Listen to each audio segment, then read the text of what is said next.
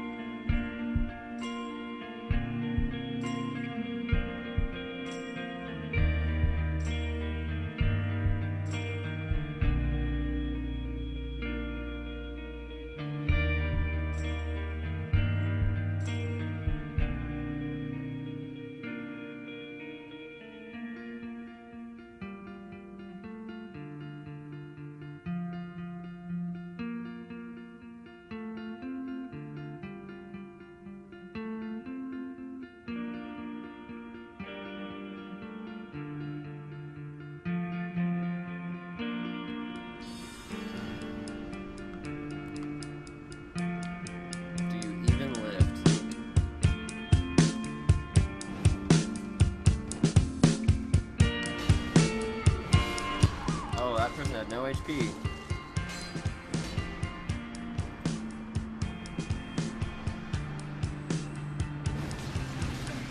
That's usually a guaranteed 2-hit combo if you can land this. Oh. That's what you do with this weapon, guys. You make them leave.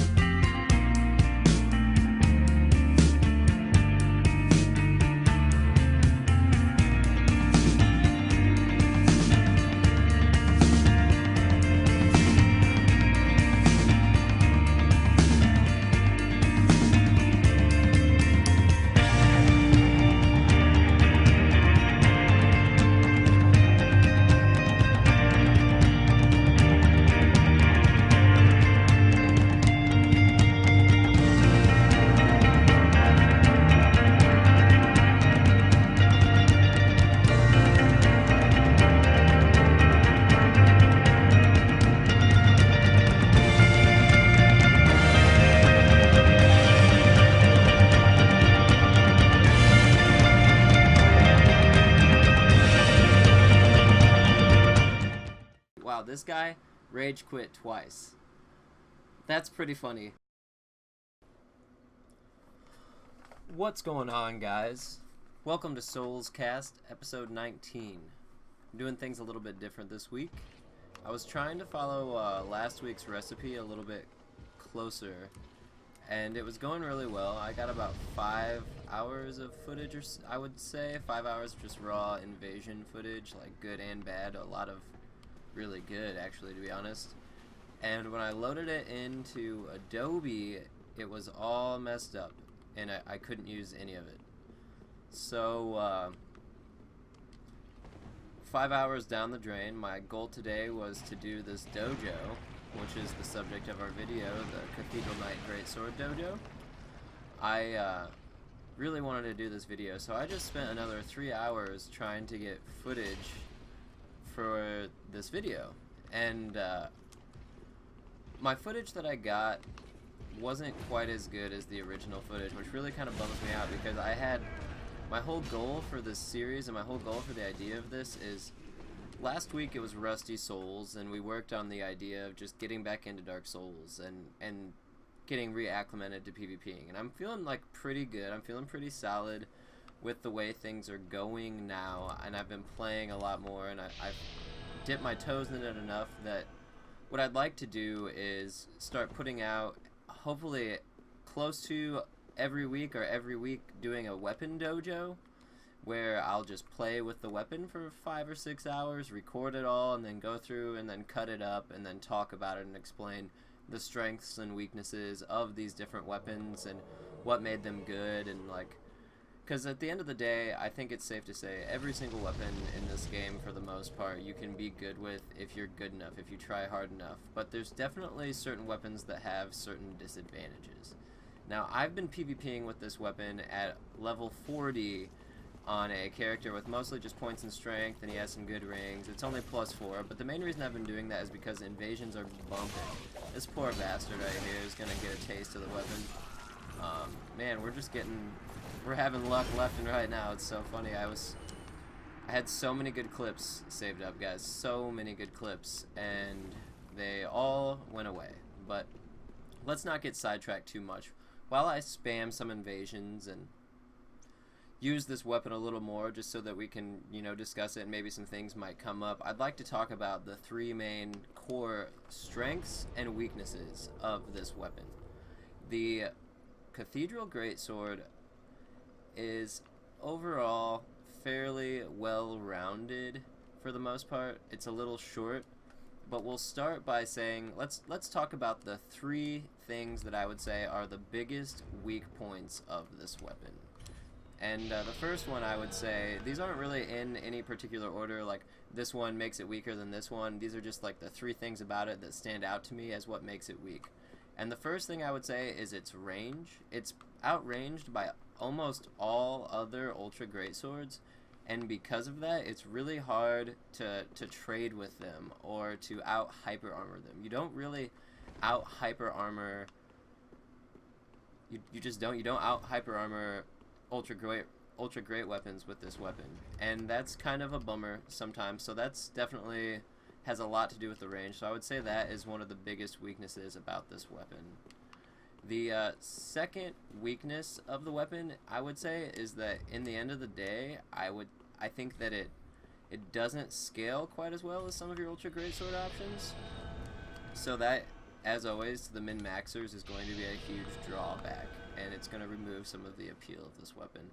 It does look awesome, though. Can we all agree on that? This weapon is freaking great looking. It looks like something out of Final Fantasy or something to me.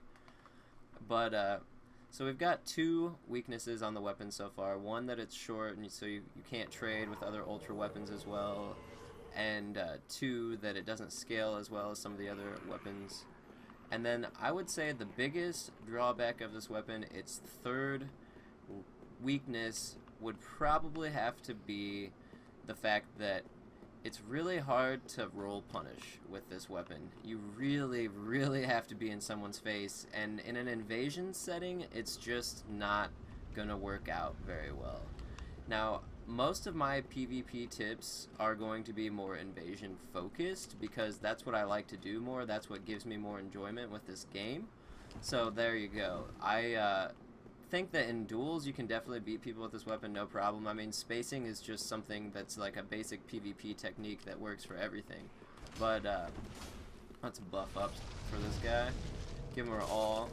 Now let's talk about strengths. Number 1, this is actually number 1. This is the biggest strength of this weapon, and that is the fact that it's got a very, very good amount of counter damage on this poke. If you hit someone and you're using the Leo ring with that, I have hit people for 700 damage at level 40, which is pretty insane. I actually one-shot someone with it earlier, though I don't have the clip anymore. I was really looking forward to using that clip. It really broke my heart when all that stuff happened. So The counter hits with the Leo ring is probably one of the best things that you should try to play around with this weapon.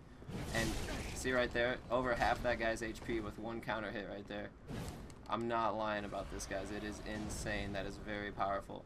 My second favorite thing about the weapon that makes it good is, honestly, I know that some people might not like this, but the Fashion Souls. It just looks freaking awesome. It's just a great looking weapon, and that's important to anyone who actually cares about looking good while they're out here fighting in the streets, you know? And then, thirdly, what makes the weapon strong, I would say, is that it's versatile. It does strike and poke damage, piercing damage, so thrust damage, excuse me. So that makes it good in both PvE, against a lot of different things, and PvP. Another thing that makes it good is that it's a little lighter than other greatswords, so that helps a lot. But at the end of the day, it's there's probably other greatswords that are better, or ultra greatswords that have a pretty similar moveset that are a little bit longer. And it's like, if you're gonna use an ultra greatsword, why not use one that's longer? I was hoping I could poise through this shit on this guy, but that's not gonna work. I should have just parried that third one. You can parry the third attack from that weapon there if you're... I'll do it right here.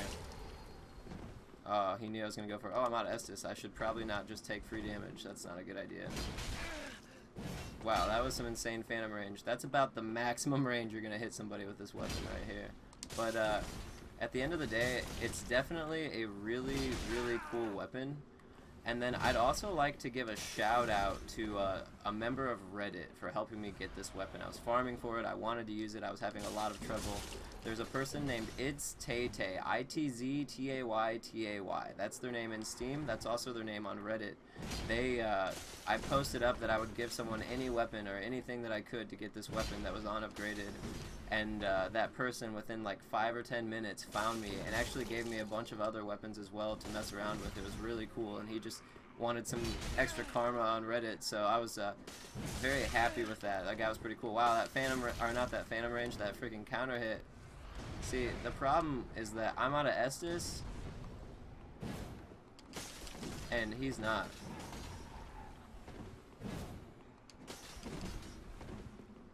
He's gonna go for that thing again. Dead. But yeah, as you guys can see, the counter damage is insane for this weapon. And at the end of the day, there was this overlying theme throughout this whole thing that I took that I think is something that is inherently positive, and it's also something that's inherently Dark Souls.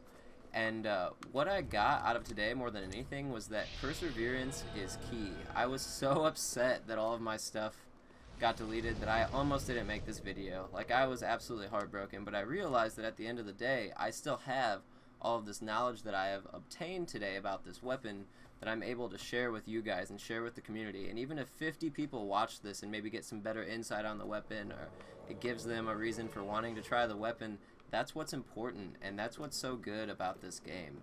And I started thinking about that stuff more and more, and my frustration started to ease away, and I started having fun again. I realized that at the end of the day, every single bit of time I've got to spend with this weapon gives me a better chance to produce more information for you guys. So we're going to end it on this invasion. I'm going to go out here. I'm going to try to take these guys out. Oh, we're going to have to do one more. We got to do one more. That's just the way it's going to be. But like I was saying, it's very important to remember to stay positive. Even if something like Dark Souls is getting you down, or if you're not achieving your goals as well as what you want to, if you don't take steps in that direction, you're never going to get there. But if you keep trying, then things are going to come together. Like, if I hadn't put together if I hadn't doubled the amount of time I needed to spend with this video to make it happen and make it good and make it something that I would like to watch too, then it never would have happened. But at the end, I feel so rewarded right now knowing that I'm going to be able to give this to you guys, and that anyone who is still watching right now, thank you so much. Anyone who watches that much of our videos and puts that much time into their viewership, that means the world to us. And Jake gets back in about a week, and when he gets back, I think we're looking at maybe doing the Soulscast every week. That's gonna always be there. This is kind of like filler for the Soulscast this week. It's still gonna be a Soulscast, but We also might start both doing a personal video on top of that each week and try to start getting out 3 videos a week. We've been talking about this a little bit. We're going to see how that goes. Editing these Dark Souls videos has been a lot of fun. I'm going to see if I can teach Sean about the counter hits. Roll. If he would roll a little earlier, or a little... I just want to get a freaking roll catch to prove that it can happen, but you really got to be up in their faces. There we go! That was close to being 1-2. I'm not a big fan of that rolling attack. I don't even know really why I used it there. It only really works in like gank spank scenarios, I think. Oh, he might be dead here. Oh, wow. That was messed up. That was messed up. This has been the taste of today. As soon as Dark Souls tries to get you down, life tries to get you down, you just gotta chug that Estus and try hard. Let them troll you. It doesn't matter. You just gotta keep trying. But, thanks again, guys. We're gonna do more of these dojos. I plan on doing more of these weapon dojos. I had a lot of fun with this. Oh, he must have been out of Estus. Well, it's too bad. Get wrecked, scrub. If you can't Estus, you can't win, you know what I'm saying? Anyway, thank you very much for your time, guys. I still have had a lot of fun doing this. I wish that I could have shown you guys some of the 1v3s and 1v4s that I had earlier. I had 1 1v4 and 2 1v3s, and they were really epic. But at the end of the day, we've all been there. We've all done that. Thank you so much for your time again. Peace. And don't forget,